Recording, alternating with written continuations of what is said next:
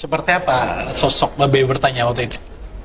Dia bilang, mau ikut jejak papa. Oke. Karena Sarin sendiri yang sudah melihat secara langsung bagaimana manfaatnya politik di tengah masyarakat. Karena sampai hari ini regulasi negara kita tetap orang politik yang memegangnya. Iya benar. Apapun itu ya. Apapun Kesehatan, itu. pendidikan, Iya. ekonomi. Karena sebenarnya apapun itu sebenarnya di daerah saat ini di tengah-tengah masyarakat itu masih sangat berhubungan dengan ekonomi. Semua statistik, semua grafik itu ada hubungannya dengan ekonomi, termasuk kesehatan. Benar. Dan kenapa waktu itu Papa membicarakan regulasi? Karena Sarin salah satu yang protes, kenapa saat ini aturan kesehatan di Indonesia ini ada kartu bantuan kesehatan itu Iya. dengan aturan satu orang yang sakit, satu kartu keluarga yang harus membayar iuran.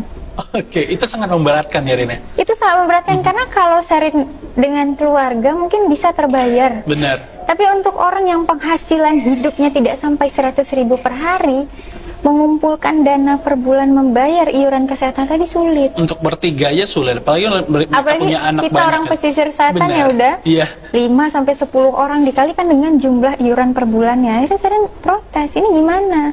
Kenapa aturan dibuat malah memberatkan masyarakat ya Sarin?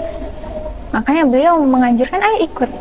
Karena sekencang apapun teriakan Sarin saat ini tentang aturan negara kita, Iya. kalau tidak masuk ke dalamnya itu hanya menjadi suatu omon-omon lah. Benar, benar. Hanya teriakan-teriakan yang mungkin akan tercapai dengan kegigihan yang bertahun-tahun. Tapi kalau Sarin masuk ke dalam regulasinya, Oke. Sarin menjadi salah seorang yang Timas. berwenang, perjuangkan dari dalam. Baik. Akhirnya di Tapi sana memang kita harus masuk pada sistem ya Rim ya. Harus Kita menjadi masuk ke dalam decision sistem. juga di sana ya. Iya, karena apa yang mau kita teriakan pada tempatnya istilahnya. Kalau kita lapar, kita teriaknya di dapur, di rumah makan gitu. Oke. Kita nggak bisa lapar teriaknya di restoran, di tempat toko baju itu nggak bisa. Udah. Jadi aku bilang masuk ke dalam wilayah pengambil kebijakan. Ditawarkan waktu itu, memang sempat Terus Sharon ditawarkan. langsung mengaminkan itu enggak? Di saat Papa nawarkan seperti itu. Sejujurnya enggak lah. Oh enggak, masih belum ya? Enggak, karena yang Sarin bayangkan, Ya. ini jujur aja, politik ini sangat syarat hubungannya dengan partai politik. Benar. Nah, Oke. jadi Sarin sampai hari ini belum tertarik untuk menjadi bagian dari partai politik. Oke. Sharon. Makanya ngambil DPD.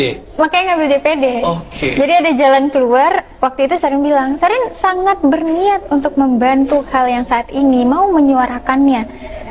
Tapi tidak bisa membohongi hati nurani, tidak mau masuk partai politik lah saat ini. Iya. Akhirnya beliau jawab, ada jalannya untuk independen. Nah, barulah muncul yang namanya DPD tadi. Wow. Karena kalau ditanya, udah, ini Sarin pemain baru mainnya nasional. Iya. Itu komentar terbanyak. Itu cukup berani ya. Itu cukup berani, berani. udah.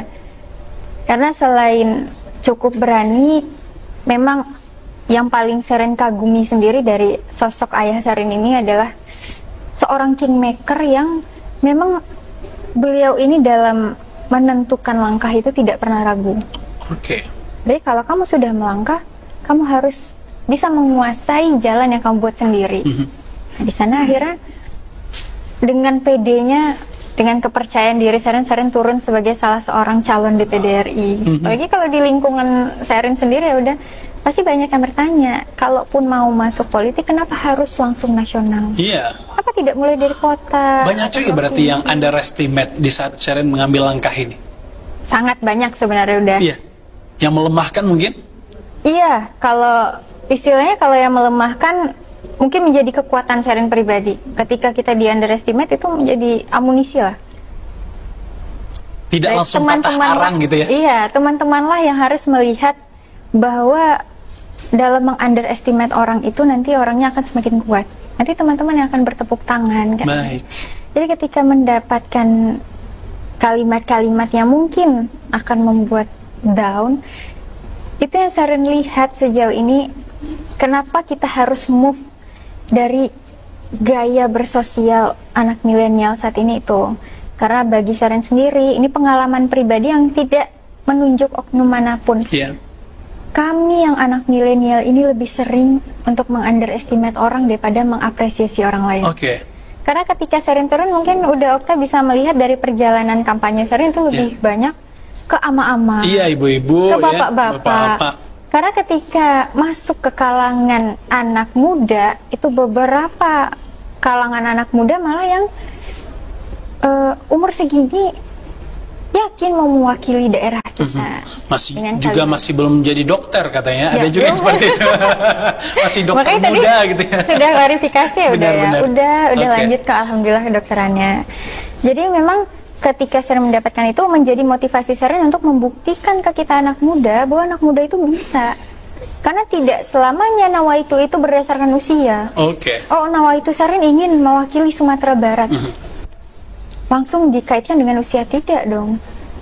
Bahkan menurut Sharon, kita yang anak milenial ini mempunyai modal kekuatan tenaga yang lebih Oke. dibandingkan mereka yang mungkin sudah masuk ke zaman old, pralansia. Itu kan apa yang Sharon katakan ini untuk motivasi ketika di 2024 ini Sharon berhasil untuk membuktikan kepada anak-anak muda bahwa tidak ada yang tidak mungkin. Baik. Dan yang diharapkan ya 2029 itu kita sesama anak muda mampu bersaing. Baik.